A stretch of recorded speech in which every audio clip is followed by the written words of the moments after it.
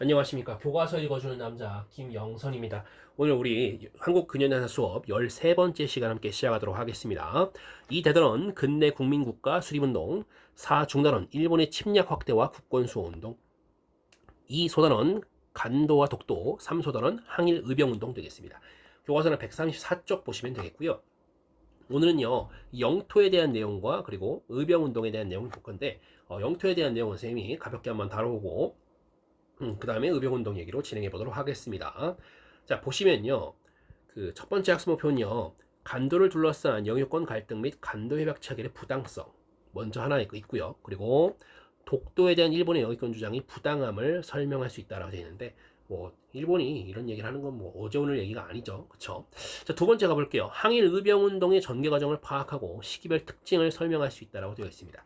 자, 오늘도 연표를 보니까 상당히 많은 사건들이 있는데요. 하나씩 살펴볼게요. 우리가 이미 알고 있는 것도 있습니다. 자, 95년 같은 경우는 을미사변이 있었고, 그리고 단발령, 을미개혁으로 인해서 단발령이 있었지요. 자, 그리고 나서 1900년대에 가면 1900년도 딱 그 해 대한제국 칙령 제41호라는 것이 있습니다. 이것은요, 독도와 관련이 아주 깊은 문서니까 이 연도와 함께 한번 짝짝이 한번 보도록 하겠습니다. 연도도 꼭 알아두시면 좋을 것 같아요. 자, 그리고 1903년 대한제국이 간도 관리사를 임명했다. 이건 간도에 관한 내용입니다. 간도에 관한 내용인데 이따가 이범윤이라는 분이 등장하실 거예요. 이번에 나중에 독립운동도 하시는 분인데 아무튼 간도 관리사 이범윤 1903년 한번 기억을 해주시고요. 자, 1905년에 을사늑약 우리가 지난 시간에 이미 얘기를 했습니다. 바로 외교권을 박탈당하고 그리고 통감부가 설치되었던 그 을사늑약이죠.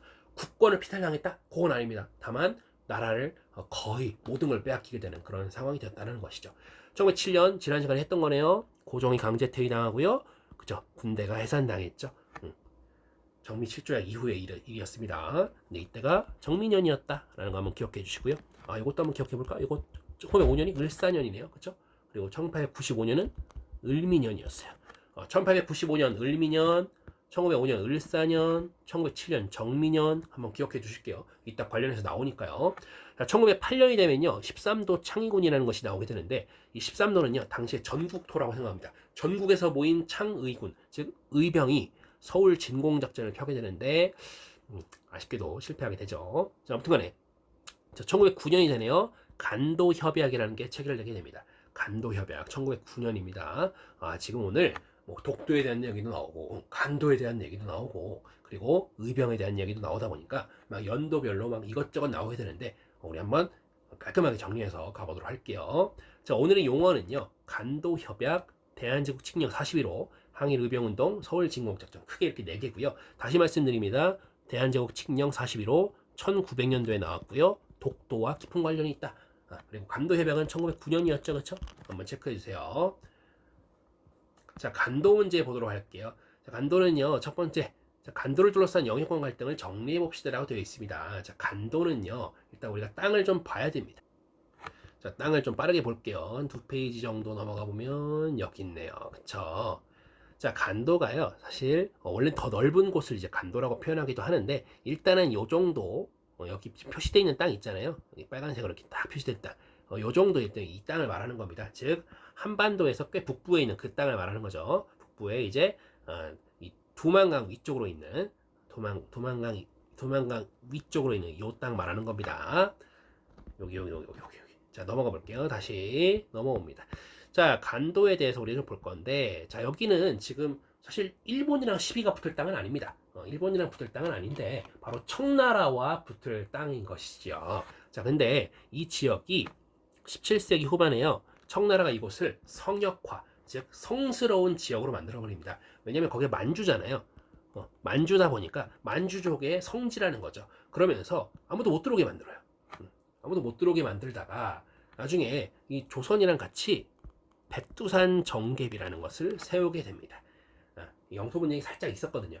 아니 왜 너네만 뭐 성역이냐 이러면서 우리는 여기 우리 국민들 우리 조선 백성들이 좀 있다 이러면서 경계를 정하는 그런 비석이다라고 해서 그걸 백두산에다 세워놨대요.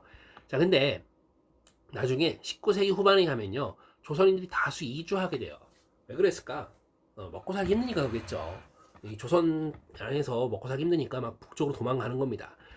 그러다가 나중에 자꾸 조선이 넘어오니까 야 그때 정계비 다시 까봐 해서 정계비의 내용 해석을 가지고 갈등을 빚게 되는데 해석을 가지고 갈등을 빚게 됩니다. 서로 야 이 비문은 사실 어디를 의미하는 거다, 아니다 여기를 의미하는 거다, 아니다 저기를 의미하는 거다 하다가 실랑이를 벌이고 있었던 그런 과정이었어요. 그런데 대한제국에서요 1903년에 아까 말씀드렸죠, 이범윤 선생을 간도 관리사로 임명해서 간도 주민을 적극적으로 관리하게끔 했습니다. 이분은요 원래 이전해 1902년부터 간도 시찰원이라는 그런 자격으로 이미 간도에 가 있었는데 1903년에 간도 관리사로 임명이 된 겁니다. 자 근데 생뚱맞게 이게 다 오케이 알겠어, 뭐 백두산 정계빈이 뭐 간도 뭐 관리사니 알겠어. 근데 간도 협약이라는 게 갑자기 튀어나오게 되는데 이게 왜 부당한지를 보자는 겁니다. 자 1905년에 을사늑약 체결됐죠. 그래서 외교권을 빼앗겼어요. 근데 그 이후에 일본이 뭐라고 하냐면 간도는 야 대한제국 땅이야 라고 얘기해요 처음에. 그런데 1909년 돌연 1909년 간도 협약을 맺어요. 누구랑 맺냐면 일본이랑 청이랑 맺습니다. 그래서 청은 간도에 대한 영유권을 가져가게 되고요. 일본은 대신 뭘 얻겠죠. 만주에 야 우리가 철도 부설할 권리 줘, 그리고 탄광 채굴권도 줘 하면서 이걸 교환한 거예요. 그렇게 끝나버린 겁니다. 그런데 이게 뭐가 문제가 되냐, 왜 남의 땅을 가지고 일본이 대한제국의 땅을 가지고 청나라와 협약을 맺냐, 바로 요런 때문이죠. 을사늑약 때문이죠. 이때 뭘 빼앗긴 거예요? 외교권을 빼앗겼잖아요. 외교권. 그래서 일본이 대한제국의 외교권을 대신 행사해서 청나라와 간도협약을 맺었다라고 하는데, 그런데 을사늑약 자체가 불법인 거죠. 그러니까 외교권을 그렇게 맘대로 행사하면 안 되는 것임에도 불구하고 다른 나라와 그렇게 협약을 체결해서 영토까지 넘겨주게 되는 그런 상황이 발생한 거죠. 그러다 보니 간도 협약은 어떻다, 부당하다라고 하는 것입니다. 그 얘기를 지금 하고 있는 것이고요. 자 독도 얘기를 넘어가 볼게요. 자 독도는 3번이 이렇네요. 자 독도가 대한민국의 영토인 근거를 모두 정리해 봅시다 라고 되어 있는데, 사실 모두 정리되어 있지는 않지만 그래도 대체로 많이 나와 있습니다. 한번 정리해 볼게요. 자 일단 신라 장군 이사부 기억나시죠? 신라 장군 이사부가 우산국을 복속하게 됩니다. 이 내용이 어디 나오느냐? 그렇죠. 삼국사기에 나오죠. 자 그리고 동국무덤비고라는 그 조선시대 한 그 책에 거기서 이르기를 뭐 일본 아니에요. 자 울릉과 우산은 모두 우산국의 땅이다라고 표현이 되어 있습니다. 그리고 그 이외에도 뭐 세종실록 지리지, 신증, 동국 여지승남 등등에도 독도 관련 기록이 남아 있습니다. 다 우리 땅이라고 되어 있는 거죠. 자 그러다가 17세기 말에 안용복이라는 한 어부가 이제 일본 정부까지 가가지고, 정부라기보다는 일본에 아무튼 넘어가가지고 단판을 짓고 옵니다. 그래가지고 이 독도는 조선 땅이니까 안심해라 라고 하는 얘기가 있었는데, 이걸 무려 2차례나 갔다 오거든요. 단판을 다 짓고 왔어요. 자 그리고 나서 또 1877년 강화도 조약보다 이듬 해네요. 바로 다음 해네요. 이 강화도 조약 바로 다음 해에도 일본의 메이지 정부의 최고 행정기관이었던 태정관이라는 곳에서 지령을 내립니다. 울릉도와 독도는 일본과 관계가 없음을 명심할 것이라고 얘기하게 됩니다. 무슨 얘기냐면 1877년 일본의 메이지 정부 최고행정기관이었던 태정관에서 자기 내부에 있는 부서들한테 내려보낸 겁니다. 누가 물어봤겠지. 저기 태정관님 이거 우리 땅 맞습니까? 라고 이제 물어봤는데 태정관에서 이렇게 말을 내보낸 겁니다. 그 기관에서, 태정관에서 야 거기는 우리랑 관계없어, 그러니까 명심해 라고 보냈던 것입니다. 이때 일본은 이 땅이 독도가 자기네랑 관련이 없다는 것을 이미 자명하게 된 것이죠. 스스로 증명한 것입니다. 그러다가 선생님 계속 강조하고 있어요. 1900년도입니다. 대한제국이 칙령 제41호, 칙령은 황제의 명령입니다. 황제의 명령, 칙령 제41호를 통해서 울릉도 군수였던 혹은 울도 군수였 그 관할 구역을 울릉도와 석도로 규정하게 됩니다. 이때 석도가요 바로 돌섬 독도 되겠습니다. 자 그런데 일본은 어떻게 독도를 불법적으로 침탈했나라는 내용이 나와 있는데요. 그렇죠. 우리 지난 시간에 했던 1905년에 벌어져 있는 그 러일 전쟁입니다. 1904년 5년 중에 러일 전쟁이 벌어지잖아요. 시만의 현입니다. 여러분들 시네마 아니고요. 시만해입니다. 시네마는 영화고요. 자, 시만의 현 고시 제40호를 통해서 무주지 선점을 주장하게 됩니다. 야, 여기 아무도 안 사니까 우리가 먼저 선점한 거야. 먼저 점령하면 그게 우리 땅이지라고 주장을 했던 겁니다.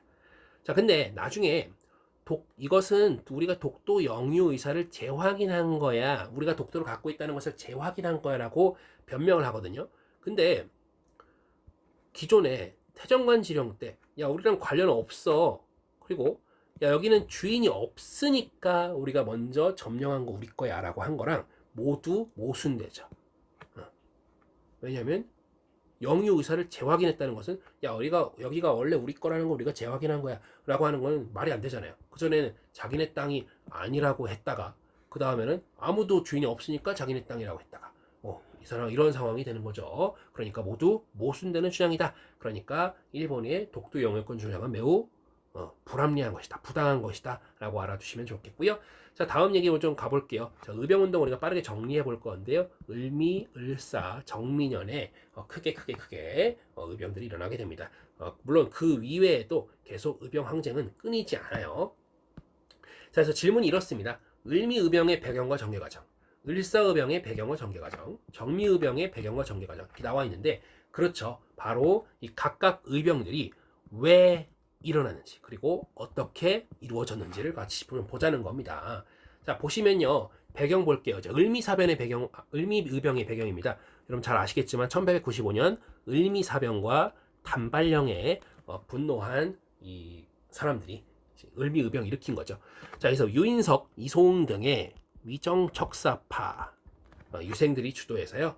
농민들과 그리고 동학의 자녀 세력들이 가담하게 됩니다. 목표물은요. 지방 관청, 그리고 일본군, 그리고 친일 관리들, 그리고 일본인 등이 목표물이었고요. 다만 무슨 문제가 생기냐면요. 기억나시죠? 아관 파천 이후에 고종이 단팔령을 철회하고요. 의병을 해산하라고 권고하게 됩니다. 그랬더니 어떻게 했다 그랬죠? 대부분 해산했다고 했습니다. 근데 해산했을 때 말을 들은 거는 대부분의 유생들이었겠죠. 그래서 일부 농민들은요. 활빈당 같은 것을 이제 만들게 됩니다. 활빈당. 이게 활번당으로 써졌는데 틀렸네요. 잠깐만. 비켜주세요. 자, 활빈당 등을 결성해서 의병 활동을 계속하게 되겠고요. 자, 그 다음은 이제 을사의병 보겠습니다. 바로 1905년 을사년에 을사늑약이 체계를 내죠. 그리고 전직 관리였던 민종식을 중심으로 해서 1천여 의병과 홍주성 점령 등의 성과를 이루게 됐고요. 그리고 외양일철은 외쳤던 그 최익현 선생이 있죠. 그 선생께서는 전라도 태인에서 봉기해서 정읍 순창 일대를 장악했습니다. 역시 그 항일 이 정신 자체가 어마어마한 분입니다. 자, 우리 평민 출신 의병장이 등장하는데 바로 신돌석. 자, 이때 이 신돌석 같은 평민 출신의 의병장이 등장해서 활약하게 됩니다. 경상도 강원도 일대에서 유격전하면서 활약했다고 하고요. 유격전이라는 것은 여러분들 게릴라전을 의미합니다. 와 하고 갑자기 나타나서 기습하고 갑자기 싹 사라지는 거예요. 그런 것들을 이제 유격전이라고 합니다. 이 수가 일본군에 비해서 머리수도 그렇고 군인의 머리수나 무기가 좀 딸리다 보니까 기습적으로 나타나서 한번 때려치고 한번 치고 그 다음에 다시 나타나고 사라지고 했던 것들을 유격전이라고 표현할 수가 있겠습니다. 아무튼 을사의병의 특징, 평민 출신의 의병장이 등장한다는 점. 자, 마지막으로 정미의병입니다. 자, 정미의병은요, 여러분들 고종이 강제 퇴위당하잖아요. 그리고 군대도 해산되죠. 이것에 이제 격분한 사람들이 같이 의병에 가담하게 되는데, 이때 특징이요. 정미의병의 특징은 해산된 군인들이요. 이 해산된 군인들이 의병에 가담하게 됩니다. 근데 이 군인들은 전문적으로 훈련을 받은 거잖아요. 전투 훈련을 받았죠. 그래서 이 의병들의 전투력이 굉장히 강화되고요. 그리고 다양한 계층이 여기저기 합류하게 됩니다. 그래서 이때를요, 거족적으로 의병이 전쟁화된다라고 표현합니다. 거족적인 의병 전쟁화. 자, 이때는요, 이인영 선생 등의 유생 의병장들이 의병 연합부대를 꾸리려고 하게 되고요. 그리고 각국 영사관에 우리 의병들을 무슨 불법 무력단체가 아니라 국제법상의 교전단체로 인정해달라고 계속 요청하게 됩니다. 그만큼 규모가 커졌다는 것이죠. 자, 1907년 12월에는요, 13도, 당시에 이제 지방행정구역이 13도로 나눠져 있었는데, 13도 창의군 총대장 이인영, 위에서 적었죠? 그 이인영, 똑같은 사람이에요. 그리고 군사장 허위, 사람 이름입니다. 성이 허고, 이름이 위. 해서 서울 진공작전을 펴게 되는데요. 서울 진공작전이 펴는 과정에서, 펴져나가는 과정에서 총대장이었던 이인영 장군의 이인영 대장의 부친이 사망하게 됩니다. 그러면서 이인영은 이제 3년상을 떠나게 되고요. 아무튼 뭐 이러저렇게 하면서 뭐 꼭 총대장이 사라져서 이뿐만 아니겠지만 군사력 약세도 있었겠지만 어쨌든 간에 서울 진공작전은 또 실패로 돌아가게 됩니다. 그렇다고 해서 사람들이 포기하진 않습니다. 전국 각지에서 의병투쟁이 지속되고요. 특히 호남 지역에서 어마어마하게 계속 지속됩니다. 자, 근데 이후에 의병 활동이 좀 위축되거든요. 왜 그러냐면 이 1909년 9월부터 일본이 남한 대토벌 내지는 호남 대토벌 작전이라는 것을 전개하게 됩니다. 이때 서울 진공작전 실패하고 나서 호남 지역에서 계속 의병운동이 진행된다 그랬죠. 자, 근데 이것을 아예 일본이 씨를 말려버리려고 이곳에 대토벌 작전을 전개하게 된 겁니다. 그러면서 이제 의병 활동이 아주 위축되게 되고요. 그럼에도 불구하고 여러분들 의병이 멈추지 않죠. 이후 의병들은요 어디로 가느냐? 주로 국외로 가게 되는데 만주나 연해주 지역 등으로 이제 이동해서 항일 운동을 지속하고요. 혹시 잔류한 경우, 국내에 잔류한 경우에는 산악지대 중심으로 역시 유격전, 아까 말씀드렸죠, 게릴라전 막 갑자기 나타났다가 사라지고 하는 그런 유격전을 전개하게 되었습니다. 그래서요, 여러분들 이 의병 운동 같은 경우는요, 각 의병 운동이 왜 일어난지, 즉 배경과 그리고 좀 특징 같은 게 있죠. 을미의병 같은 경우는 이제 유생층이 좀 중심이 됐습니다. 그래서 고종이 흩어져라 하니까 진짜 흩어졌고요. 을사의병 같은 경우는 이제 평민의병장이 등장하죠. 물론 유생의병장도 당연히 있지만 그리고 정미의병 같은 경우는 이제 거의 군대, 뭐 전쟁, 뭐 이런 표현들이 나오게 됩니다. 하는 부분들이 있으니까 각 의병들이 왜 일어나는지와 그 주요 사건들이 있잖아요. 그리고 그 특징적인 면모들이 있을 겁니다. 그 점까지 우리가 같이 좀 살펴보면 좋을 것 같습니다. 자, 오늘 선생님이 몇 가지 강조한 지점들이 있습니다. 꼭 살펴보시고 공부할 때 참고하면 좋겠습니다. 고생하셨습니다.